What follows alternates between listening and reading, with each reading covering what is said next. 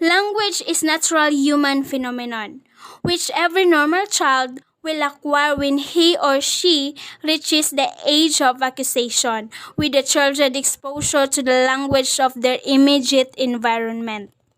They gradually develop ability the language and use it naturally in communicative situation.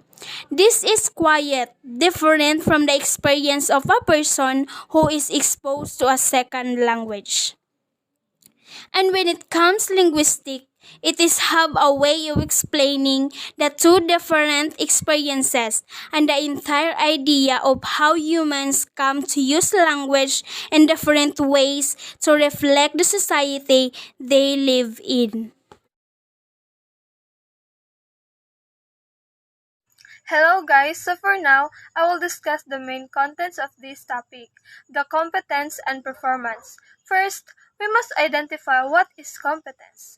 Competence is defined as the knowledge of the system of a language. So when we talk about language, competence or linguistic competence, right, it does with our own knowledge. How knowledgeable a person, for example, someone knows a lot. For example, the system of the language, how the sentence structure, how the word is pronounced, for example, are the meaning behind weight or whether we are using noun or verb. For example, it deals with on knowledge, so it means that knowledge help us to create and understand sentences in a broad sense. Linguistic competence, for example, includes several components such as phonetics, how you pronounce follow or how you transcribe, and it deals with the sentence semantics, telling the meaning. Competence enable native speaker, for example, our native live speaker or even a learner or English language learner to recognize and tactically crack or impeach your sentences if someone, for example, know that it is good, for example, or for example, another center has I'm or another side to consider as, it means that someone has good competence. According to Chomsky, 1965 coined the term competence to account for the unconscious knowledge speakers have of their language. So it was intended to address what they think about the knowledge, the language, especially in structuralist linguistics, where the idea of an unconscious system had been extensively elaborated and schematized. A representation of the elements of a system using abstract graphic symbols rather than realistic pictures. From the dictionary, it is the ability to do something successfully. So it means that the ability, what we can do something powerful. How about you guys? Can you, for example, analyze all of the English sentences, for example, that you read in your daily activity? So, Mm. let's proceed. Competence, however, has been subdivided into two broad areas, namely linguistic competence and communicative competence. What is linguistic competence? Linguistic competence refers to the unconscious knowledge of grammar that allows a speaker to use and understand a language, also known as a grammatical competence or I language. Linguistic competence so implies that grammar and vocabulary should not be taught in an isolation. Instead, they should be introduced within beams and topics. For example, words such as contentment, domestic waste, and toxic can be introduced when discussing pollution. Like us, when we are speaking to other people, sometimes we commit wrong grammars or errors because we say it the way we hear it.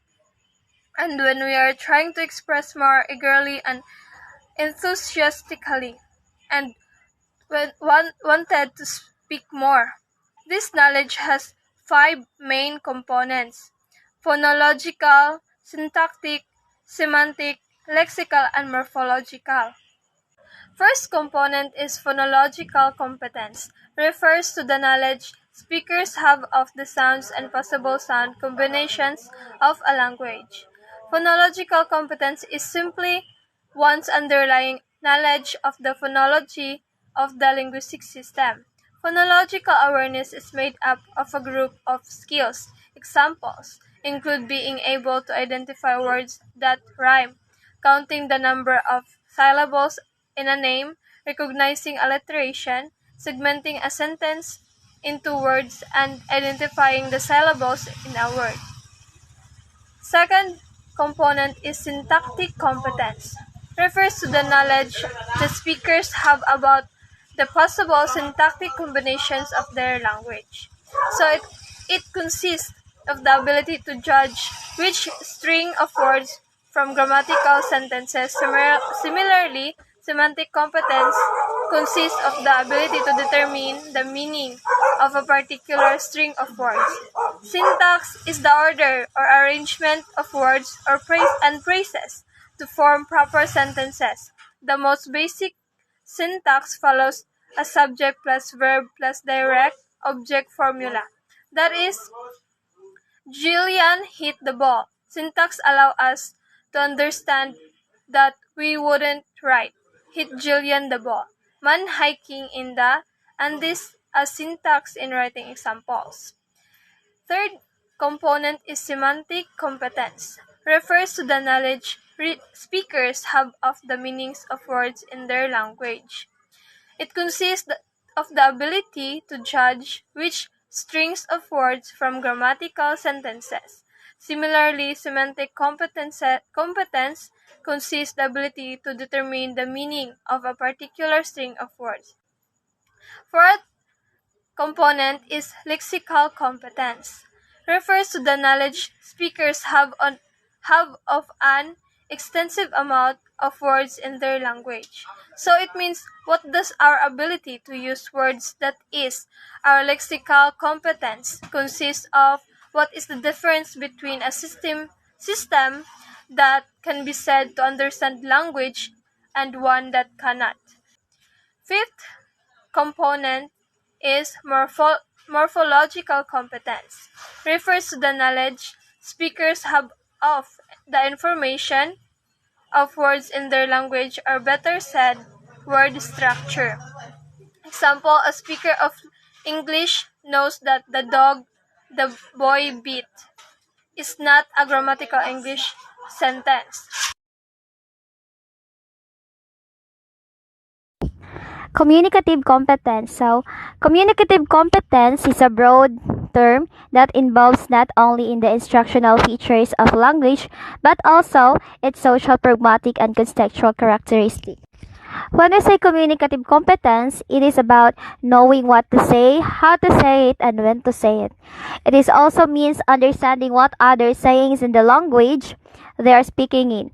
And a person competent in communication expresses his or her feelings and ideas in a way that promotes understanding and harmony.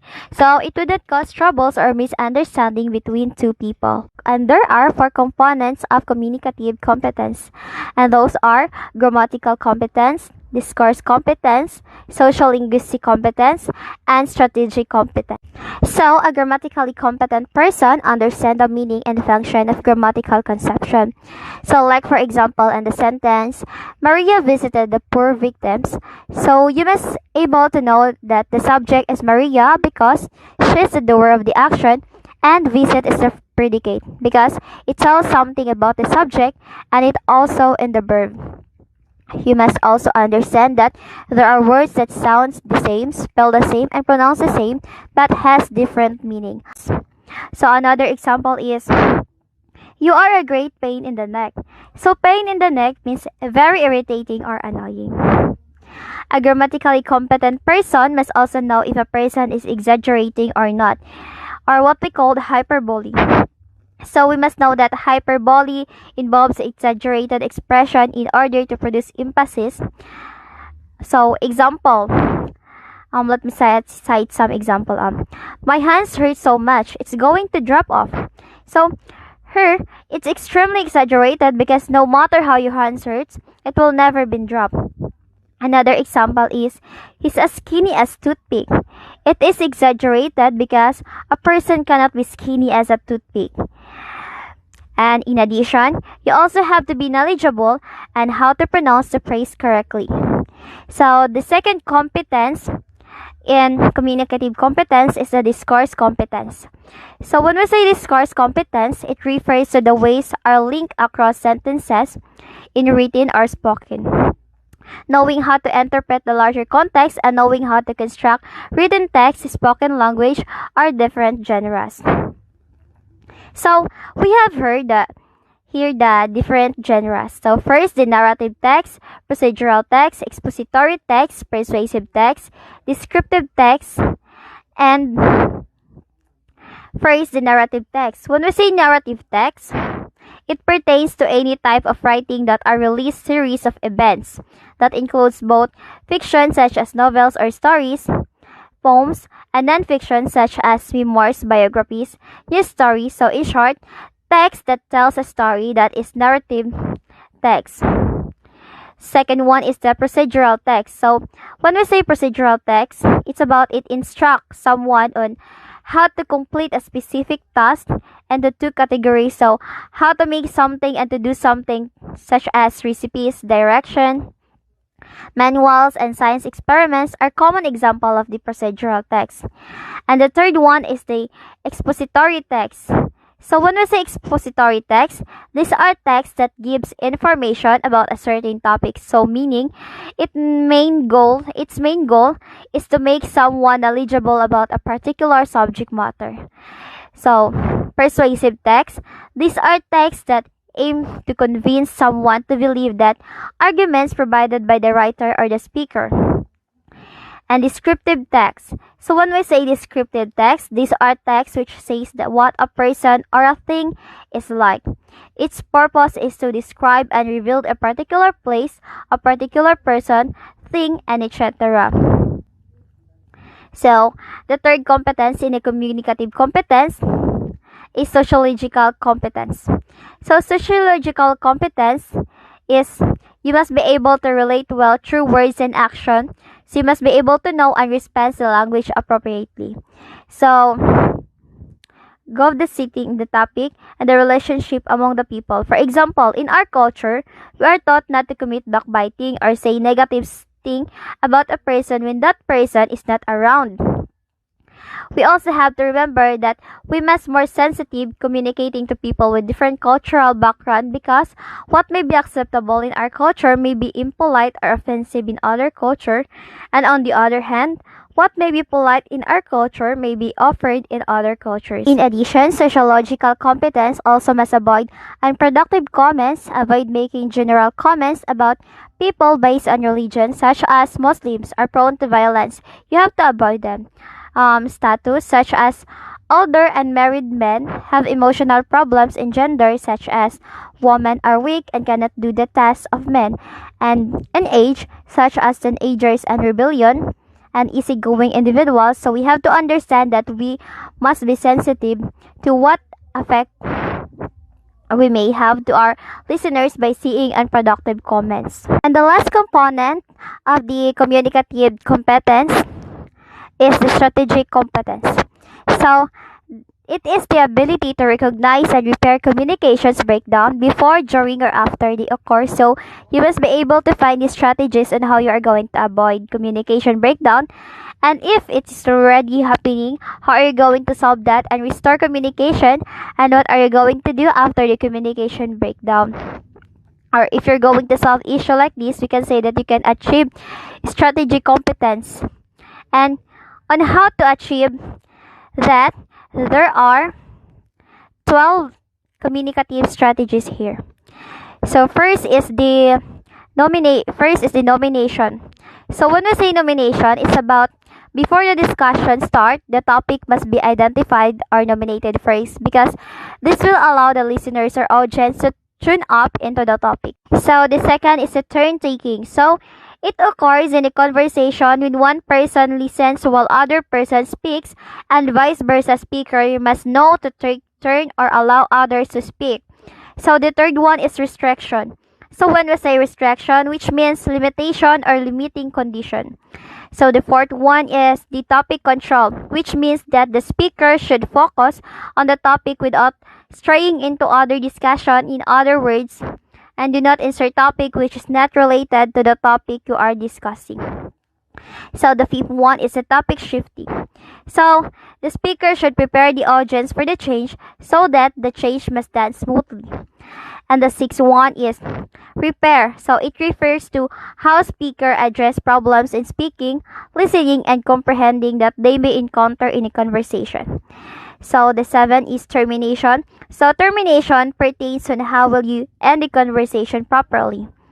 The eighth is asking for clarification. So when you ask someone for clarification, you are asking them to say something in a different way or provide information so that you can understand them better.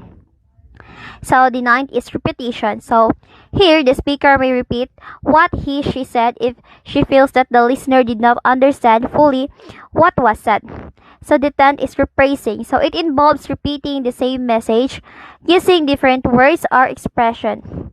11 is using nonverbal communication, which pertains communication without using words. Example of these are the gesture, the body language, the visual expressions, and this would also prevent communication breakdown. And the last one is building on others what they have. So, speaker will express his or her ideas by using the words or phrases or ideas that have previously stated by other participants. Performance. So, performance defined in opposition to competence. So, performance requires extra-linguistic knowledge such as an awareness of the speaker's audience and context, and crucially determines how speech constructed and analyzed. It is also governed by principles of connective structure, not consider aspects of language, such as memory distraction, attention, and speech errors. And part of the motivation for these distinctions between performance and competence comes from the speech error. Despite having a perfect understanding of the correct forms, a speaker of a language may unintentionally produce incorrect forms, and this is because performance occurs in a real situation and is subject to many non-linguistic influences. For example, distraction or memory limitation can affect lexical retrofishal and give rise to errors in both production and perception. Such non-linguistic factors are completely independent of the actual knowledge of language and establish that speakers' knowledge of language or their competence is distinct from their actual use of language and thought. Language is a system of symbols and roles that constitute that method of human communication, either spoken or written, consisting of the use of words in a structural and conventional way. The next is thought. Thought are sentences in the head, meaning take place within a mental language. Two theories work in a support to the language of thought theory.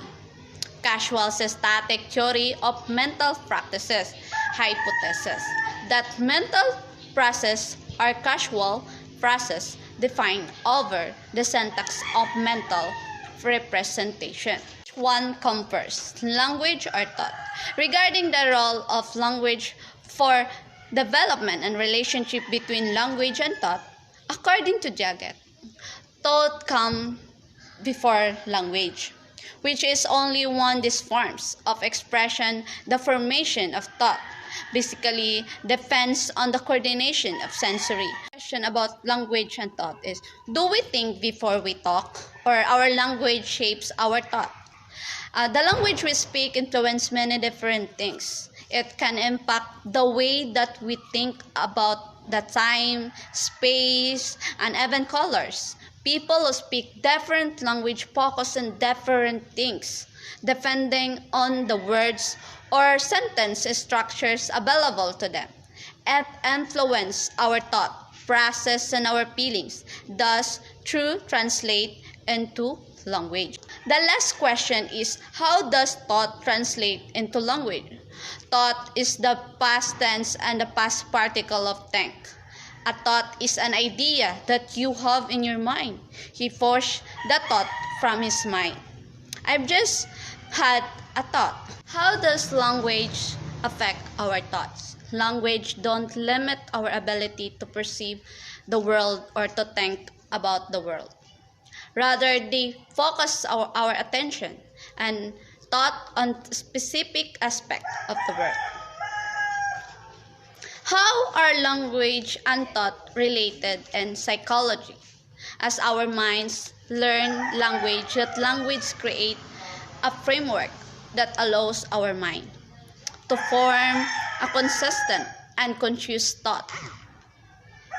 Humans are amazingly self-reflected, thinking about ourselves and our experience and our very existence. Language allows our mind to process this information in a consistent way. Good day, everyone. For the continuation of the report, the classical theories of the relation between language and the thought in developmental psychology are those in Piaget and Vygotsky. According to Jean Piaget, theory of language development, children learn language through both adjustment and adaptation.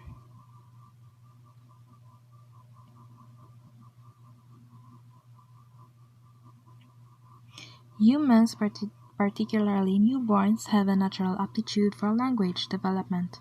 Many of the required concepts for functional language will be absorbed by the children in their first year of life, though it will take years for their talents to fully develop. According to Jean Piaget's theory, children learn language through both adjustment and adaptation.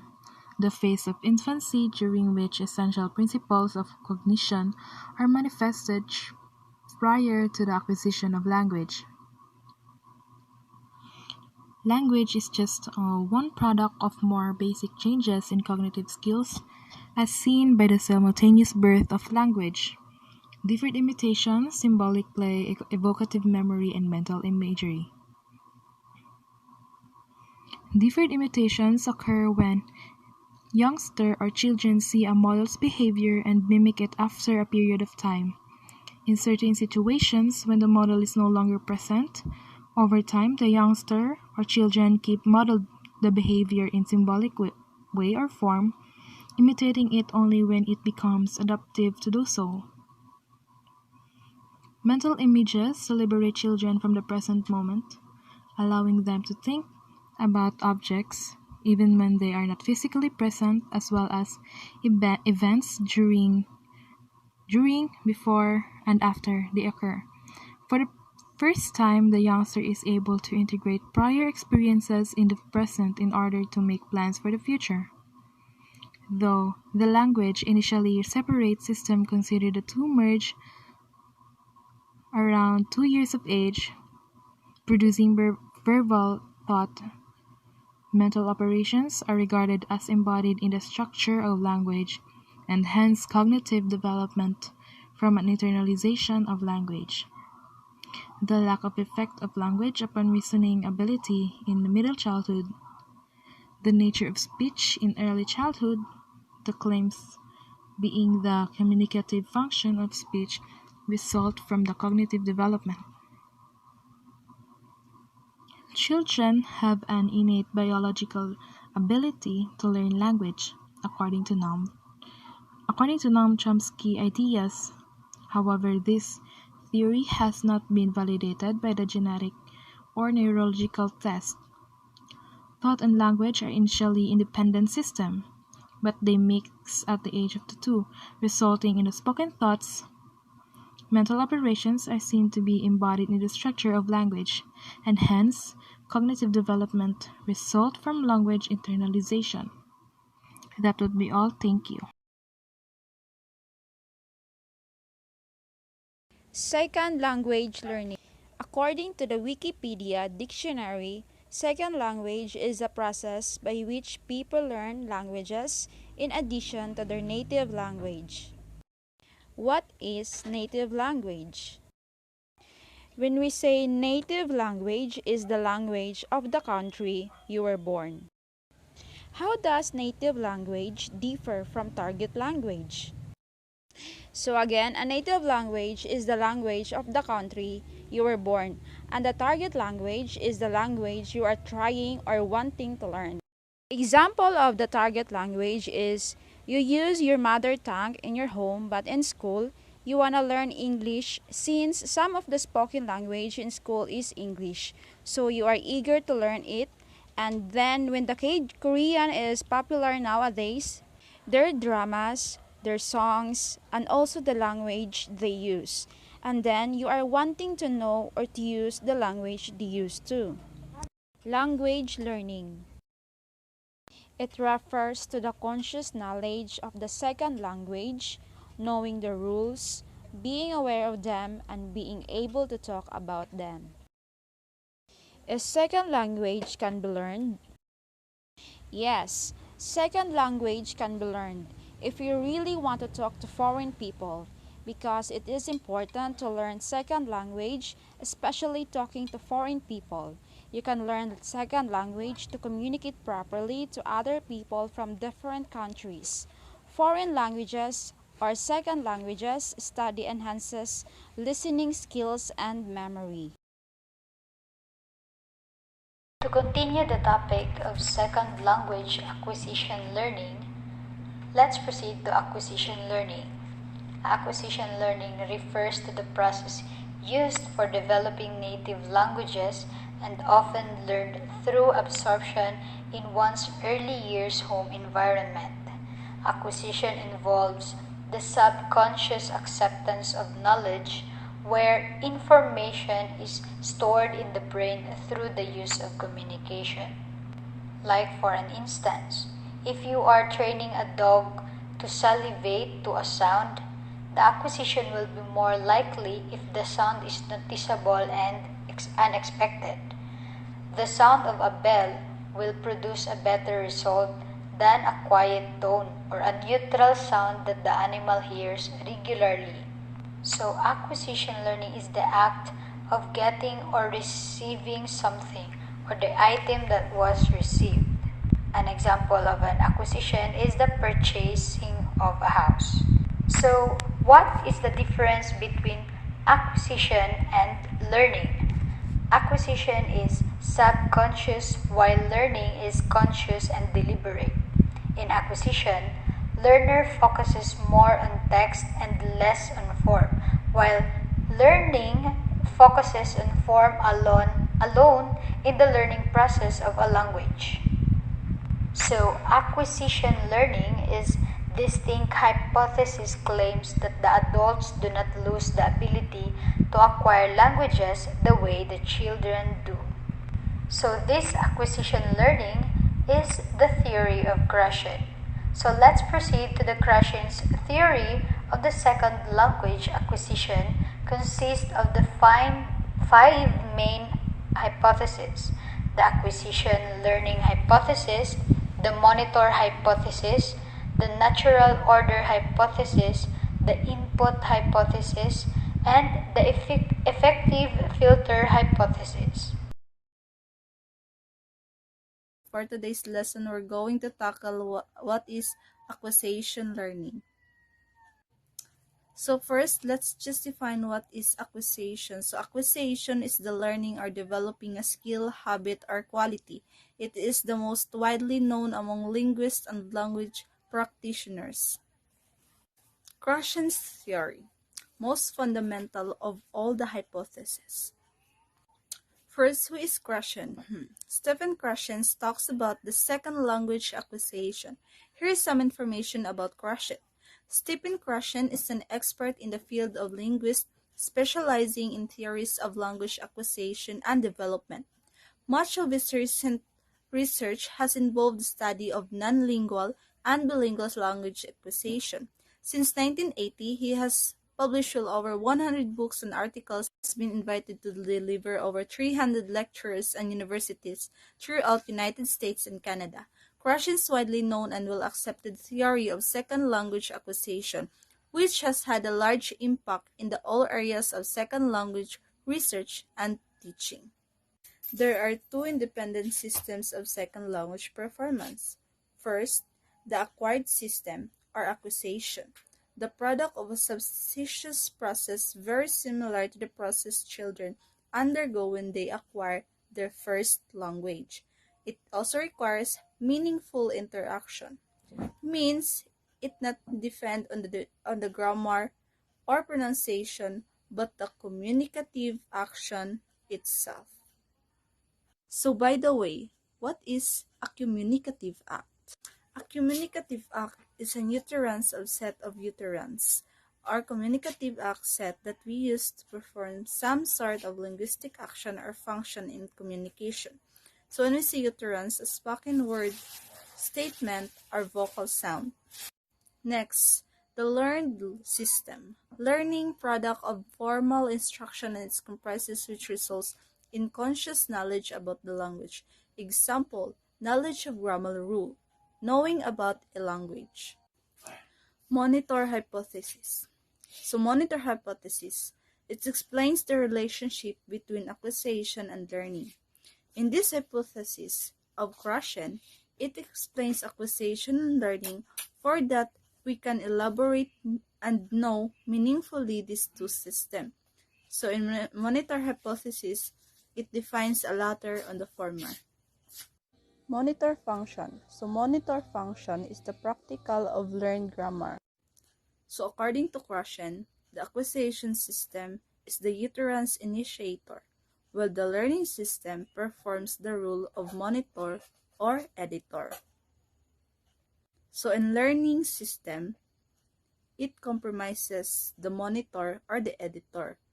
So it includes three. First, planning. Second is editing. Third is correcting.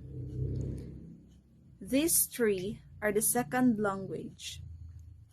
It is focused on the form and thinks about correctness, and she or he knows the rule. So there is a quote. Language is the best taught when it is being used to transmit messages, not when it is explicitly thought for conscious learning. So the third hypothesis of Krashen was the natural order hypothesis. Order hypothesis was based on research findings of Dulay and Burt 1974, Bachman 1975, Makino 1980, cited in Krashen 1987, which suggested that the acquisition of grammatical structures follows a natural order, which is predictable. For a given language, some grammatical structures tend to be acquired early, others late. These orders seem to be independent of the learner's age, LI background, conditions of exposure, and although the agreement between individual acquirers was not always 100% in the studies, there were statistically significant similarities that reinforced the existence of a natural order of the language acquisition. Krashen, however, points out that the implication of the natural order hypothesis is not that a language program syllabus should be based on the order found in the studies. In fact, he rejects grammatical sequencing when the goal is language acquisition. So the fourth hypothesis of Krashen's was the input hypothesis. Its attempt to explain how the learner acquires a second language. In other words, this hypothesis is Krashen's explanation of how second language acquisition takes place. So, the input hypothesis is only concerned with acquisition, not learning. According to this hypothesis, the learner improves and progresses along the natural order which he or she receives second language input that is one step beyond his or her current stage of linguistic competence. For example, if a learner is at stage I, then acquisition takes place when he or she is exposed to comprehensible input that belongs to level I plus 1. Since not all of the learners can be at the same level of linguistic competence at the same time, Krashen suggests that natural communicative input is the key to designing a syllabus, ensuring in this way that each learner will receive some I plus 1 input that is appropriate for his or her current stage of linguistic competence. So finally, the fifth hypothesis of Krashen was the effective filter hypothesis. It embodies Krashen's view that a number of affective variables play a facilitative but non-causal role in second language acquisition. These variables include motivation, self-confidence, and anxiety. Krashen claims that learners with high motivation, self-confidence, and good self-image and low level of anxiety are better equipped for success in second language acquisition.